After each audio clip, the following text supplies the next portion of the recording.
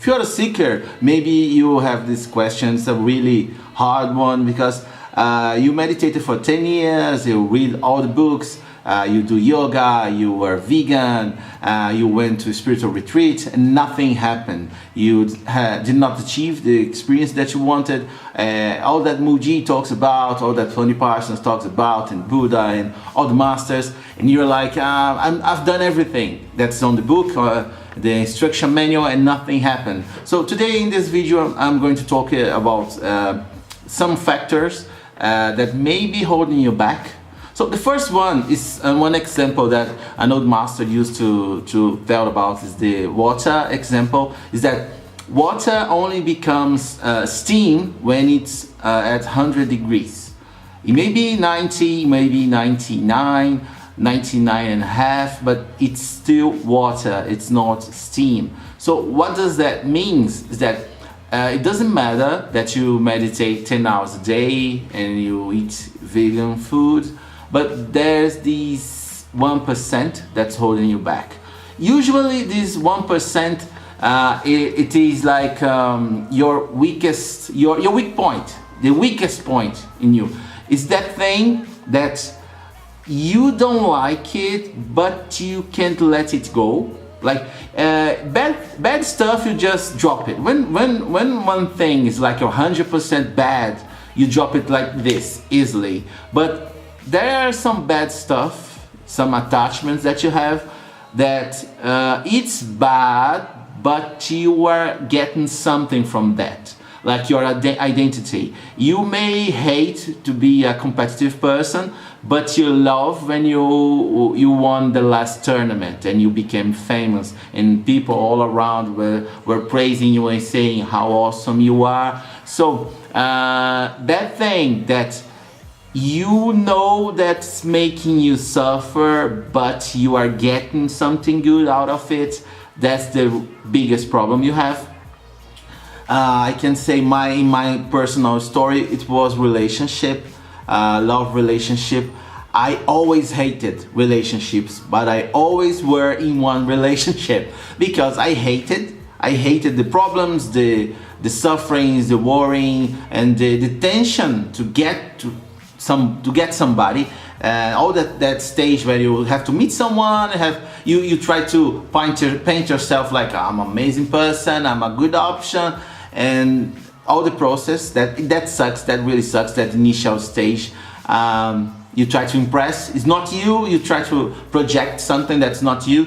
It's really boring phase. Some people enjoyed it and I hate it, but I wanted the advantage that is that you have someone to talk, someone. If you're dating someone who is pretty, you will like show to your friends, like, see my new girlfriend, see what I got, I'm awesome, man. And that's a real problem because it brings suffering to you, but you cannot let it go because there's some good stuff in there.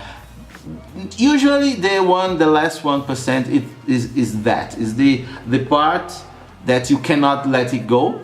The 1% is something that brings you the most suffering, but you are enjoying something out of it. So it's a trade, it's a bad trade, but you're like addicted to it. You've been doing that for so many years, you cannot let it go now. So it's probably why. So I wish to say that, I want to say that that's probably the reason that's holding you back, not 100%. And each person has its own personal background, so it's different for everyone. But mostly the case is that I've been observing lots of seekers, and the questions that they ask usually points to that.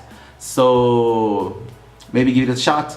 The second factor is do you have to drop everything and leave everything behind to be spiritual, to achieve your own experience? The answer is no. You don't have to drop. Like, there are some teachers, it's not the teachers, it's people who listen to the teachers and they misinterpreted the message. It was like the teacher was saying, you gotta pay attention to your attachments to money, and the guy listening was like, oh, money is bad. It's not the case.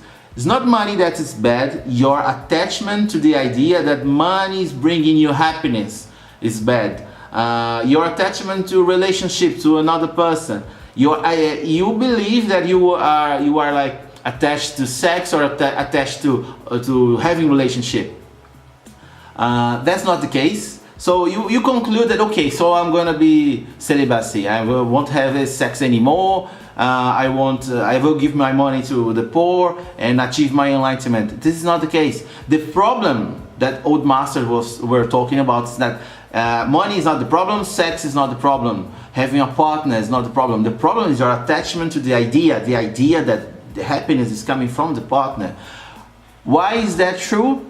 You switched partners lots of times, and people, once you find somebody that's prettier, maybe richer or more famous, or you like it more, somebody else, you dumped your last boyfriend, girlfriend, and you've been dumped lots of times because people change partners all the time. If happiness were coming from that particular person, you would never let that person go. So your idea that this person is bringing you joy and happy, that's wrong. And the idea that having someone in your life is what you need to be happy, that's the wrong idea too. That's the attachment. The attachment to these ideas is what it's what is making you suffer. The attachment to the idea, not the object. So you can still be married, you can have a relationship, you can keep your money. Some people now it's like, thanks God. So you can keep it all. The problem is attachment. So if you can work the idea of these attachments, you start to develop some more clear vision. Like you gotta understand that things comes and go, partner comes and go, money comes and go. That's not the important part. The important part is here. It's you, not the things, not the objects.